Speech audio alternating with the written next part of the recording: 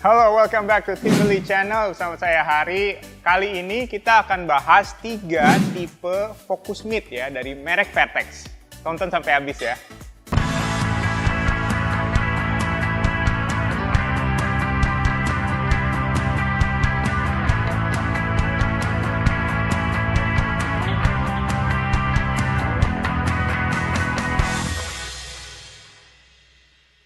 Oke guys, nah buat kalian yang suka latihan Muay Thai atau boxing, pasti pernah ngeliat focus mitt seperti ini ya. Focus mitt ya, atau biasanya kalau orang Indonesia bilangnya padding ya, alat padding ya kan. Ini berbeda dengan kalau misalnya kalau Muay Thai ada Thai kick pad ya. Yang Thai kick pad itu yang gede itu ya, yang gede seperti itu Thai kick pad. Itu tujuannya buat tendang. Tapi kalau focus mitt seperti ini atau padding seperti ini, tujuannya tuh untuk pukulan aja. Ya, tapi bisa juga dipakai untuk tendangan juga bisa, tapi biasanya kalau untuk tendangan tidak bisa keras-keras gitu, hanya untuk latihan speed aja ya, speed kombinasi speed. Oke, nah di depan saya ini ada 3 model focus mitt dari Vertex ya. Pertama kita bahas dari paling kanan dulu nih, kanan saya ini tipenya FMP8 ya. Kalau yang ini tipenya FMP9. Kalau yang ini FMP14. Oke. Nah, sekarang kita bahas dulu nih satu-satu ya. Dari yang paling populer dulu. Paling populer yaitu tipenya yang ini. Ya. Tipe FMP9 ini paling banyak disukai ya oleh trainer, apalagi trainer-trainer di Indonesia. Kenapa? Karena dia enteng gitu loh. Ya, jadi banyak banget pelatih tinju dan pelatih Muay Thai yang menggunakan tipe ini. Ya, kalau tipe FMP9 ini, pertama enaknya apa? Dia tuh enteng, gitu loh. Ya, enteng, nggak terlalu berat ya. Kalau pegang Thai pad itu kan berat. Ya, tapi kalau ini tuh enteng. Ya, jadi kalau ngelatih seharian tuh nggak capek gitu loh. Enaknya tuh ini kalau pakai yang ini. Dan ini bahannya tuh terbuat dari kulit asli ya. Bahannya terbuat dari kulit asli dan ini tuh sangat ergonomis. Di tangan kita tuh enak dipakainya ya. Jadi di bagian dalam ini nih, di bagian dalam nih ya, ada seperti mangkok, kayak semacam mangkok ya. Jadi kita bagian dalam tuh kayak megang mangkok gitu loh. Jadi enak banget nih pegangnya ya. Dan ini paddingnya tuh keras. Keras, kenapa keras? Supaya tahan lama, gitu loh. Kalau misalnya bahannya udah empuk, biasanya lebih cepat rusak.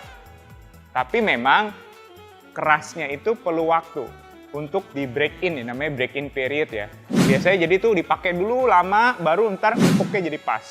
Nggak terlalu keras, nggak terlalu empuk. Oke? Nah ini enaknya kalau pakai FMP9. Jadi ini bahannya semuanya kulit, ya. Kalau kita lihat di bagian belakangnya juga enaknya nih, masuknya juga gampang. Tangannya kita nih masuknya gampang. Tinggal masuk, udah deh. Terus kita tinggal pasin jarinya. Jadi ini bener-bener tangannya juga bener-bener tight ya, ngejepit gitu loh. Tangan kita tuh gak jepit, gak gampang kayak terlepas gitu. Kalau pakai seperti ini FMP9 enaknya begitu. Oke. Nah kita lihat nih ya, di bagian belakang ini semua nih kulit, terbuat dari kulit. Dan jahitannya bener-bener rapi banget. Ya, ini bener-bener awet banget deh.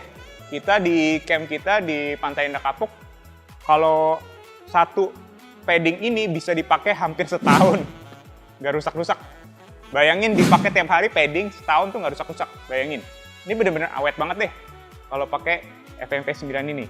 Dan juga banyak juga trainer kita, kalau di elit ya, di Pantai Indah Kapuk, itu pukulan juga pakai, tapi untuk tendangan juga, gitu. Tendangan juga dipakai seperti ini. Ya memang sih nggak ideal ya kalau untuk ditendang, karena kalau sering-sering ditendang pasti lebih cepat rusak. Ya karena ini memang didesain untuk pukulan. Oke, ya ini FMP9 ya. Nah sekarang kita bahas yang tipe yang agak besar nih. Kan kalau ini kan tipenya hanya untuk hanya untuk pukulan. Kalau yang tipe ini. Nah, sekarang kita bahas untuk yang tipe bisa untuk pukulan, bisa untuk tendangan. Nah, tipenya ialah Ini dia. Nah, bayangin, panjang. Jadi ini bisa untuk tendangan juga, gitu loh. Nah, ini fokus mid, tapi bisa untuk tendangan juga ya. Nah, kita lihat nih. Tebelnya tebel banget ya. Tebel dan ini keras. Bisa dibilang paddingnya ini lebih keras lagi dibanding ini. Kenapa? Karena kan ini bisa untuk tendangan. Jadi otomatis harus keras paddingnya supaya lebih tahan lama ya. Nah, sekarang kita lihat. Bahannya ini semua terbuat dari kulit asli juga, sama seperti FMP 9. Ya. Cara pakainya juga mirip cara pakainya. Tinggal tangannya diselipin. Nah, selipin. Nah, terus di bawahnya ini ada tambahan strap lagi. Di sini ada tambahan strap lagi nih. Ya, ini terserah sih mau pakai atau enggak. Kadang-kadang trainer juga banyak yang males langsung pakai begini aja. Ya, ada banyak yang nggak pakai. Tapi kalau mau lebih kuat, lebih stabil, ya tangannya diselipin dulu ke dalam. Seperti ini. Terus udah deh, kayak gini. Ya. Ini enaknya juga sama, bisa untuk padding, pukulan, dan bisa untuk tendangan. Ya. Ini memang ya lebih berat ya dibanding yang ini ya, lebih berat ya. Jadi banyak trainer yang lebih suka pakai yang ini, karena kadang-kadang ada trainer yang merasa, aduh capek bawa padding lama ya. Jadi mau nggak mau mereka banyak yang lebih suka yang ini. Tapi sih sebenarnya lebih ideal yang ini. Ini lebih awet lagi kalau misalnya mau buat pukulan iya, mau buat tendangan iya. Jadi lebih ideal sih yang ini dibanding yang ini. Ya, ini secara konstruksi sih mirip banget sama yang ini, ya kan? Kulit semua, bentuknya dari belakang juga sama, ya kan? Ini sama, semuanya sih bentuknya mirip banget sebenarnya sama FMP 9. Memang kalau saya sih rekomen kalau mau training ya, untuk training buat pukulan dan tendangan pakai yang ini aja. Ini lebih enteng dibanding pakai tie pad yang gede, yang KPLC 2. Itu lebih berat yang itu, kalau ini lebih enteng. Dan kalau kita lihat, kenapa kalau untuk tendangan itu perlu sampai bawah, ya kan? Supaya si trainer pergelangan tangannya juga nggak cedera gitu loh. Kalau ketendang, nggak masalah gitu loh. Karena ininya tangannya tetap lurus, ya. Tangannya tetap lurus. Beda dengan kalau yang ini. Kalau ditendang, bisa aja tangannya begini. Nah, ini kan bahaya untuk trainer, pergelangan tangan trainernya. Ya. Makanya kalau untuk tendangan sih kita rekomen yang ini aja deh. Ya. Memang sih saya tahu sih di lapangan ya, di camp-camp banyak yang pakai ini tetap buat tendangan juga. Memang saya tahu. Cuman ya kalau saya sih rekomen pakai yang tipe yang panjangan seperti ini, FMP 8. Oke? Ini terbuat dari kulit asli ya. Nah, sekarang kita bahas yang FMP 14. Bentuknya kecil, ya, jauh. Ya, yang beda apa? Ini terbuat dari microfiber. Ini bukan kulit asli, tapi ini microfiber synthetic leather. Ya. Dan ini memang walaupun bukan kulit asli, tapi seperti saya bilang dari video-video sebelumnya, kalau ini kulit sintetis yang jauh lebih kuat dibanding kulit asli bahkan. Ya. Coba deh kalian lihat deh. Tonton video-video saya yang sebelumnya, nanti ada yang saya jelasin. Oke? Nah, sekarang FMP 14 ini khusus untuk tinju. Khusus untuk boxing. Ya. Jadi memang dia kecil. Tuh. Kecil banget ya. Ya. Dan ini tujuannya apa? Ini untuk melatih kecepatan dan akurasi pukulan kita. Ya. Jadi memang ini untuk melatih kombinasi pek pek pek pek pek dan speed, kecepatan ya. Kalau yang seperti ini mungkin lebih ke power ya, lebih ke power, untuk melatih power.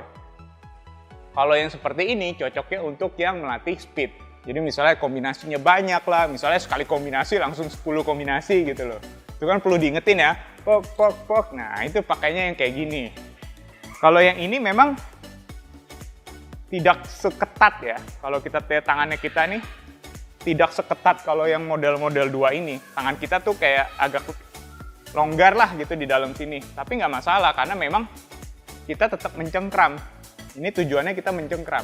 Dan memang juga kalau pukul pakai ini, pukulannya nggak sekeras kalau pakai ini. Karena memang ini khusus speed seperti saya bilang.